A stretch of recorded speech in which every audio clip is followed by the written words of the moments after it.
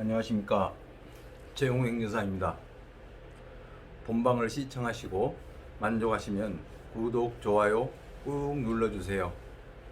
그리고 주변의 지인들과 공유하여 널리 알려주시기 바랍니다.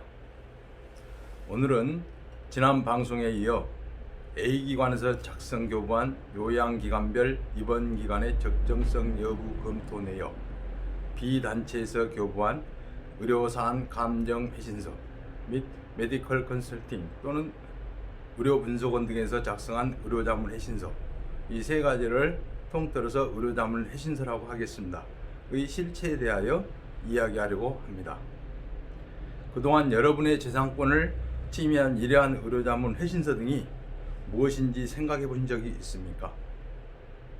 소견서일까요? 진단서일까요? 아니면 건강 상태를 나타내는 문서일까요? 여러분은 당연히 건강 상태를 나타내는 소견서 또는 진단서라고 할 것입니다. 왜냐하면 적정 장애율과 기간 또는 피보험자의 입원 치료가 건강 상태에 비추어 적정하였는지 아니면 부적정하였는지를 판단한 결과가 기재되어 있기 때문입니다. 여러분도 잘 알고 계시겠지만 최근에 그동안 사법기관이나 보험회사 등이 보험 소비자를 때려잡을 때 정가의 보도처럼 사용하였던 의료자문 회신서 등이 허위진단서가 아니냐는 문제가 새롭게 대두되었습니다. 그러자 사법기관이나 수사기관에서는 이구동성으로 의료자문 회신서 등은 피보험자의 건강 상태를 나타내는 문서가 아니라고 오리발을 내밀고 있습니다. 그렇다면 사법기관이 지난 수십 년 동안 피보험자의 건강 상태와 무관하게 작성된 의료자문 회신서 등에 근거하여 건강 상태에 비추어 입원 치료가 적정하니 부적정하니 과잉이니 하면서 보험 소비자를 때려잡았다는 것입니다. 그런데 진단서란 의사, 치과의사, 한의사, 조산사 등이 건강 상태를 증명할 목적으로 진찰 결과나 그 진찰 결과를 바탕으로 한 판단을 기재하여 작성한 문서를 말하며, 달리 명시하지 않으면 진단서는 아래 표 1에 열거한 의료문서 모두를 일컫는 넓은 의미로 사용합니다. 이 7가지 문서 중에 유독 소견서에 대한 부분은 서식이 규정되어 있지 않습니다. 때문에 이 소견서는 진단서도 있고 상진단서도 있고 각각 증명서가 다 될 수 있다는 포괄적인 의미를 갖고 있다고 보시면 될 것입니다.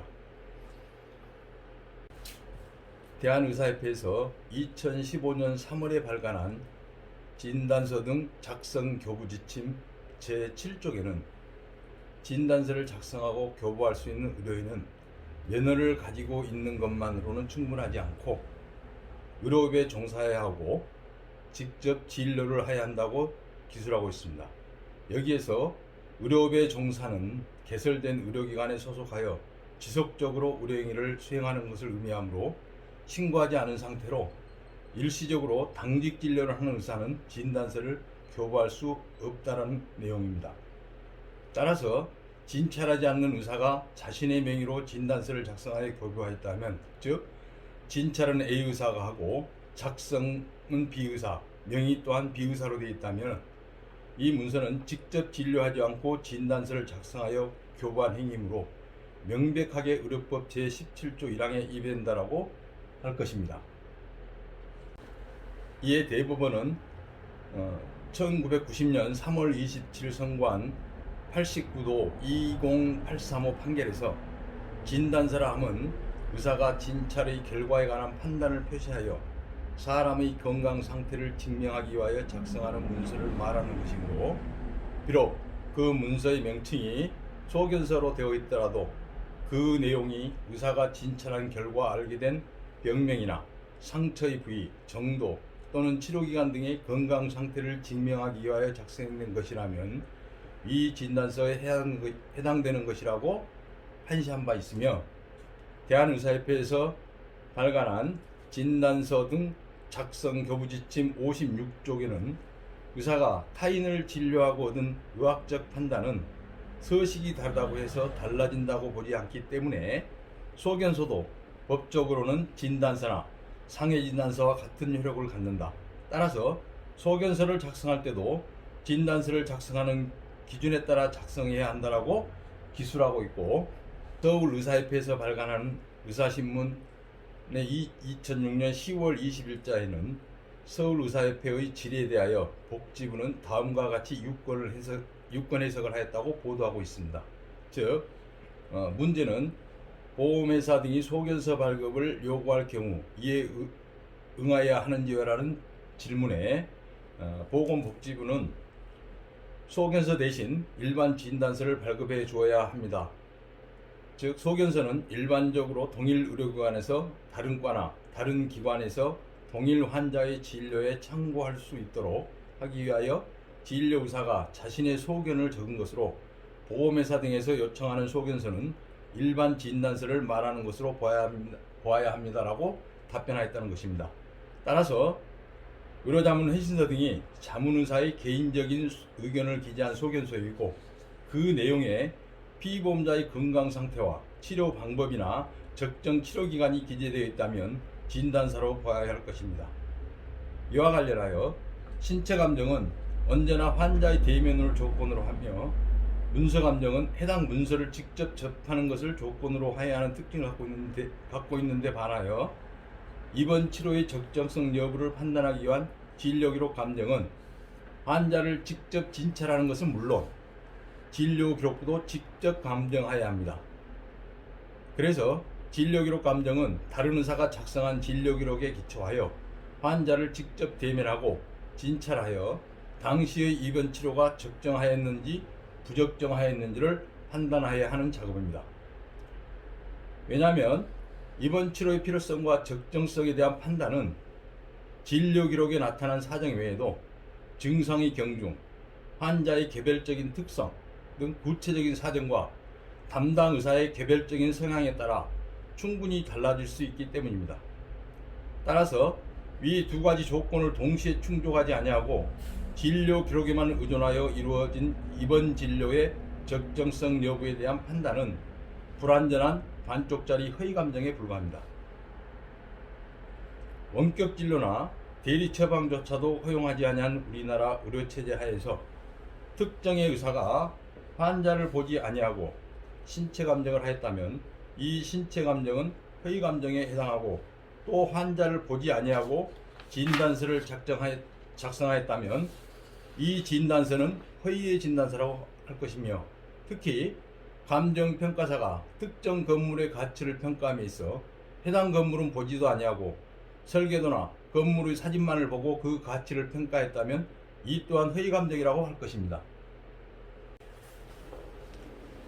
따라서 환자인 피보험자에 대한 입원 진료의 적정성 여부를 평가하고 환자의 건강 상태와 적정 치료 기간 및 적정 치료 방법이 기재된 의료자문 회신서를 작성하여 교부하려면 의료업에 종사하는 의사가 피보험자를 직접 대면하고 진찰하거나, 적어도 피보험자를 대면하여 진찰하고 입원 진료를 결정한 담당 의사의 의견을 청취해야 함에도 불구하고, 자문의사가 피보험자를 대면하여 진찰하지도 아니하고 담당 의사의 의견을 청취하거나 조회하지도 아니한 채 진료 기록에 의존하여 사부적으로 입원 진료의 적정성 여부를 판단하고 피보험자의 건강 상태 및 적정 치료 방법과 적정 치료 기간이 명시된 의료자문 회신서를 작성하여 교부하는 행위는 허위진단서 발급에 해당합니다.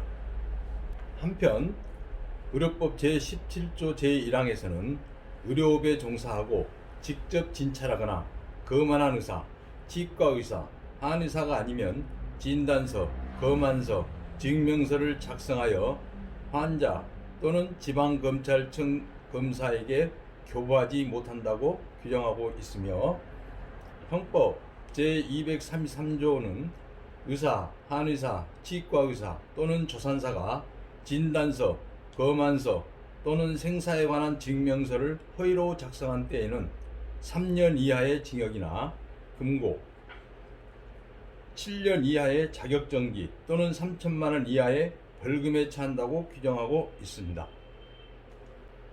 또한 대법원은 1996년 6월 28일에 선고한 96도 1013호 판결에서 구의료법 18조 제1항의 진단서 등은 의사 등이 진단한 결과에 관한 판단을 표시하는 것으로서 사람의 건강 상태를 증명하고 민 형사 책임을 판단하는 증거되는 등 중요한 기능을 담당하고 있으므로 그 정확성과 객관성을 담보하기 위하여 직접 진찰하는 의사 등만이 이를 교부할 수 있도록 하는데 그 취지가 있다고 항시한 바 있습니다.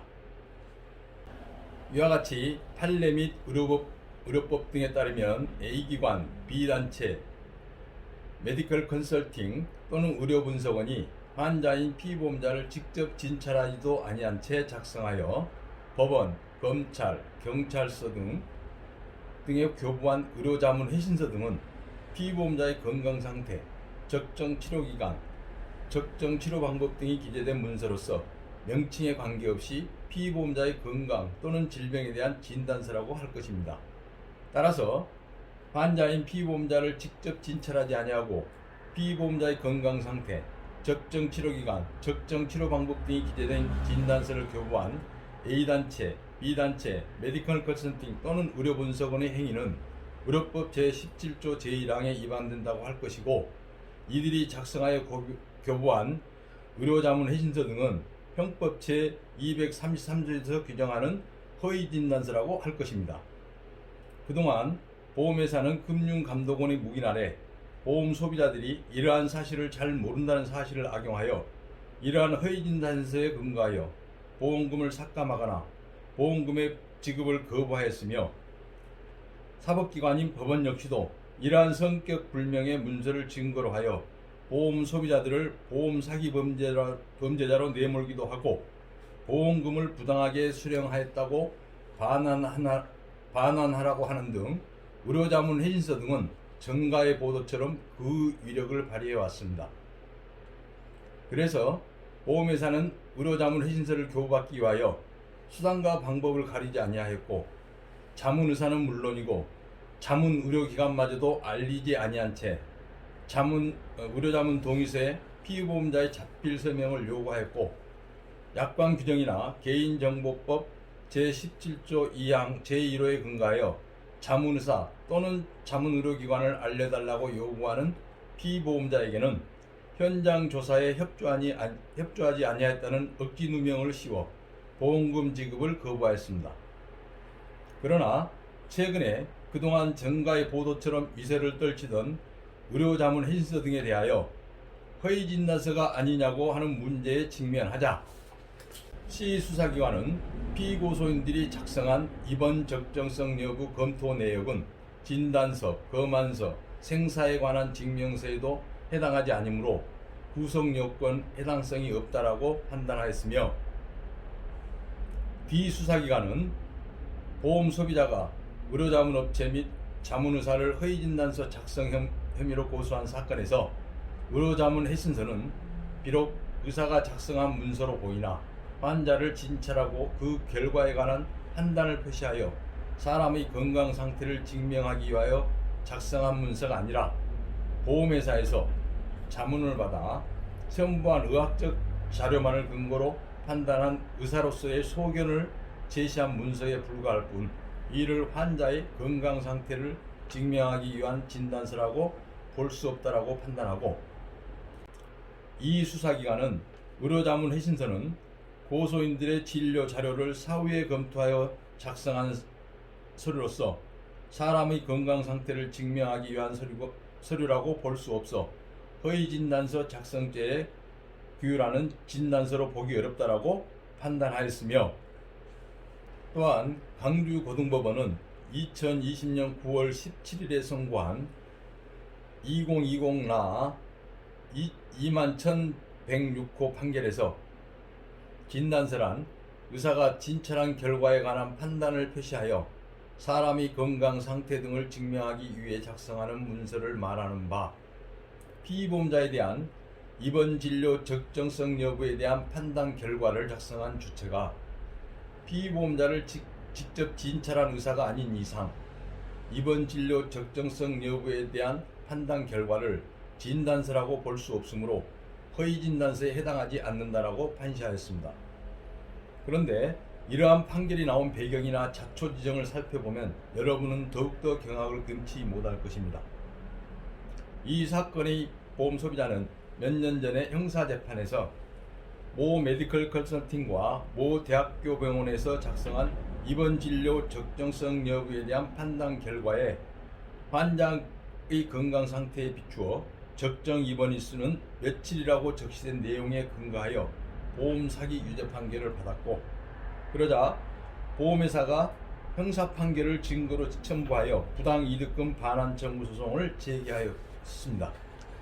민사소송에서 이 보험 소비자는 형사재판 당시에 유일한 증거로 채택된 입원 진료 적정성 여부에 대한 판단 결과라는 문서가 실상은 환자를 직접 진찰하지 아니한 의사가 작성한 건강 상태를 나타내는 문서로서 허위 진단서이기 때문에 허위 진단서에 기초한 형사 판결의 결과를 민사재판의 증거로 사용할 수 없다라고 주장하였습니다.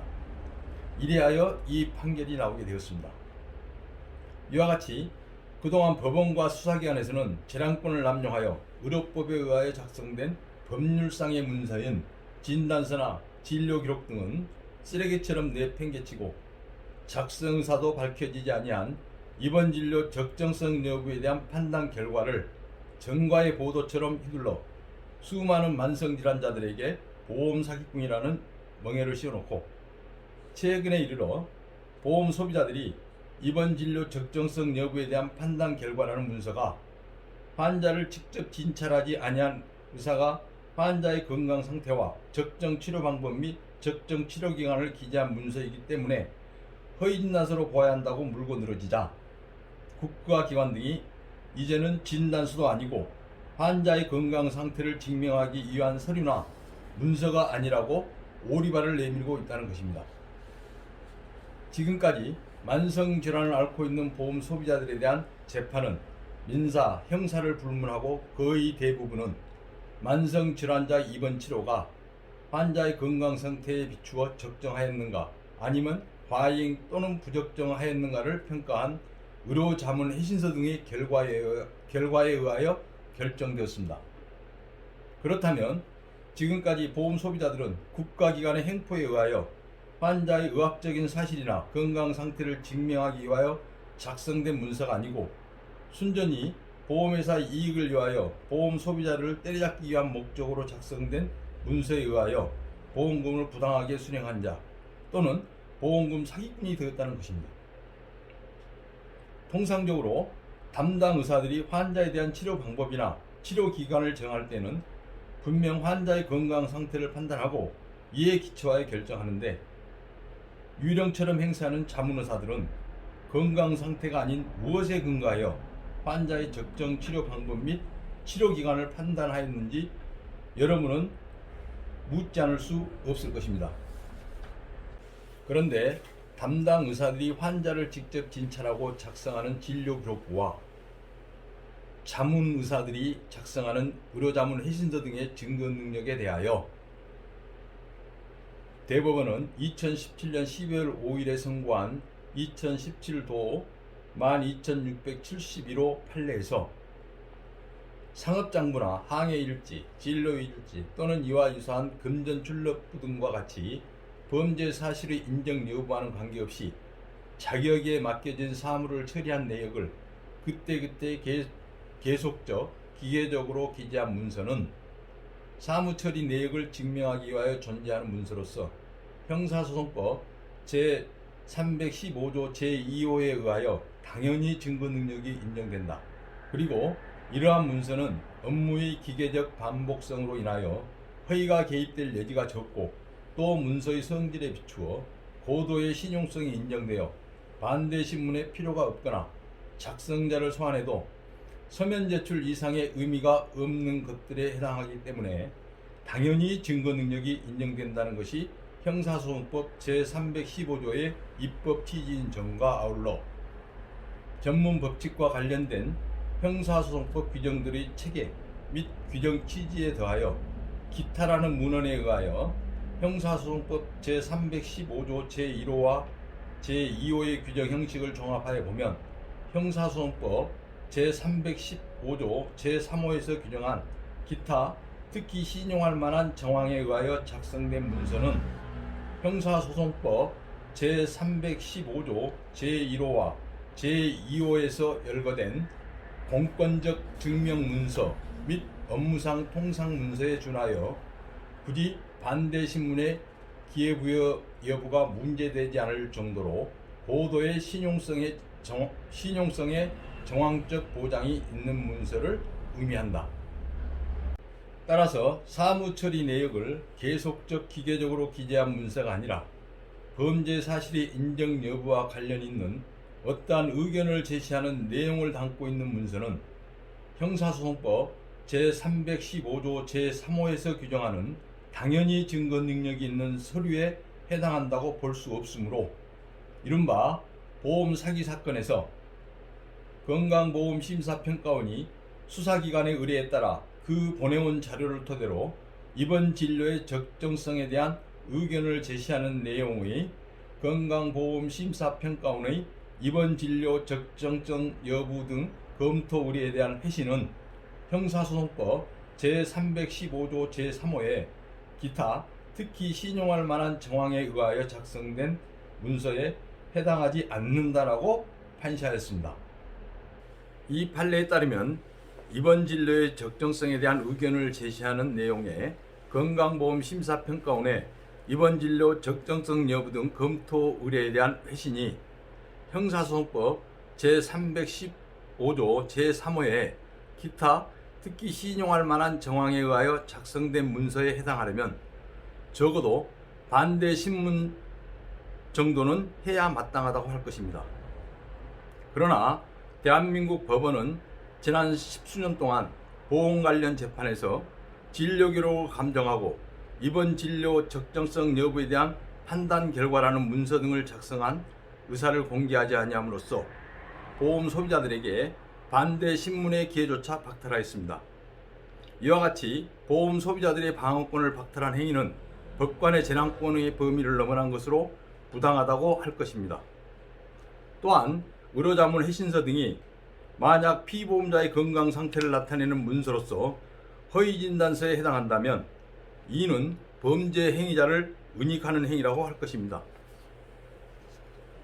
특히 대한민국 헌법 109조는 재판의 심리와 판결은 공개한다. 다만 심리는 국가의 안전보장 또는 안녕질서를 방해하거나 선량한 풍속을 해할 염려가 있을 때에는 법원의 결정으로 공개하지 아니할 수 있다라고 규정하여 공개재판을 원칙으로 하고 있습니다. 이러한 공개 원칙이 재판 과정을 공개하는 형식상의 공개 이외에 준비서면이나 제출 서류의 공개 등 내용상의 공개까지 포함하는 것이라면 감정 서류의 작성자를 비공개로 하고 있는 대부분의 보험 관련 재판은 헌법에서 보장하는 공개 재판의 원칙을 파기한 재판이라고 할 것입니다. 이렇게 유령 의사가 작성한 의료자문 해신서 등을 대한민국 법원에서 버젓이 증거로 채택하고 있는 마당에 보험회사에서 유령 의사가 작성한 의료자문 해신서에 근거하여 보험금 지급 여부를 결정하는 것은 어쩌면 당연한 일인지도 모르겠습니다. 그런데 지난 11월 초 모 방송사에서 방영한 프로그램에서는 유령 의사를 탄생시킨 몸통이자 원조격인 대한민국 법원은 아예 거론조차 하지 아니하고 깃털에 불과한 보험회사만 거론한 사실에 대하여 저는 도저히 이해할 수가 없습니다. 지난 10수년 동안 서민들을 괴롭혀온 의료자문 해신서 등에 대한 문제는 대한민국 법원이나 보험회사 또는 보험 소비자들이 해결할 문제가 아니고 국회나 국가가 나서야 합니다. 그래서 전문가의 의견을 취합하여 의료자문 해신서 등의 성격을 먼저 규명하고 의료자문 해신서 등이 피보험자의 건강 상태를 나타내는 문서로서 허위진단서에 해당한다면 국회는 특별검사 내지는 탄핵 절차 등을 거쳐 해당 법관들을 모조리 파면 내지는 해임시키고 그로 인하여 피해를 당한 보험 소비자들을 국가가 구제해야 합니다. 이것이 바로 서민을 위한 정책일 것입니다. 특히 금융감독원은 2017년 12월경 모 언론사와의 인터뷰에서 금융감독원은 생명보험협회 및 손해보험협회와 의료분쟁 매뉴얼 초안을 마련하고 새 매뉴얼에는 진단서 등 계약자의 의학적 증거가 위조 또는 변조되지 않았다면 보험금을 무조건 지급하는 것을 원칙으로 세웠다고 밝힌 바 있습니다. 그런데 3년이 지난 지금도 여전히 의료자문이 성행하고 있는 것을 보면 당시의 이러한 내용의 인터뷰는 비등해지는 여론을 잠재우기 위한 사탕 발림이었음을 누구나 알 수 있을 것입니다. 이와 같이 피보험자를 직접 진찰하고 의료법 제17조 제1항 및 제22조 제1항에 근거하여 작성된 진단서나 진료기록부는 피보험자가 치료비를 계산할 때만 유효하고 피보험자와 법원이나 수사기관 또는 보험회사의 관계에서는 그 유효성이 완전히 사라져버린 이유가 국가기관의 재량권 때문인지 또는 보험회사의 권능 때문인지 아니면 보험 소비자의 무지 때문인지에 대하여 여러분은 고민해야 합니다. 동일한 유형의 의료자문 회신서 등을 건강상태에 비추어 부적정한 입원이었는지 여부를 판단하는 법정에서 수사기관이나 법원 또는 보험회사의 손에 있을 때는 정가에 보도가 되어 엄청난 이력을 발휘하고 의료자문 회신서 등이 허위진단서에 해당하는지 여부를 판단받으려는 보험 소비자의 손에 쥐어져 있으면 곧바로 건강상태와는 아무런 관련이 없는 쓰레기 같은 문서로 추락하고 맙니다. 따라서 암이나 만성질환을 앓고 있는 피보험자들은 지난 10수년 동안 건강상태를 전제로 하지 아니한 문서에 의하여 보험 사기 범죄자가 되기도 하고 보험금을 부당하게 수령한 자가 되기도 하였다는 것입니다. 이런 개 같은 경우가 어디 있습니까? 그런데 이런 개 같은 경우가 지난 10수년 동안 대한민국 법정에서 버젓이 있었던 일이고 지금 이 순간에도 벌어지고 있을 것입니다. 혹시 이 방송을 시청하시는 분들 중에 과거에 교통사고 등으로 장애가 남아 후유장애 진단서를 받아 보험금을 청구했는데 보험회사에서 의료자문을 하였다고 하면서 그 결과가 한시장애이니까 보험금을 적게 받아야 한다고 하여 적게 받은 분이 계실 것입니다. 이러한 분들은 의료자문 회신서의 부당성을 이유로 들어 추가 청구를 하시기 바랍니다. 이때 주의할 점은 문서를 보험금 청구서가 아닌 부당이득금 반환 청구서를 작성해야 합니다. 왜냐하면 보험금 청구는 소멸시효가 3년인데 반하여 부당이득금 청구는 10년이기 때문입니다.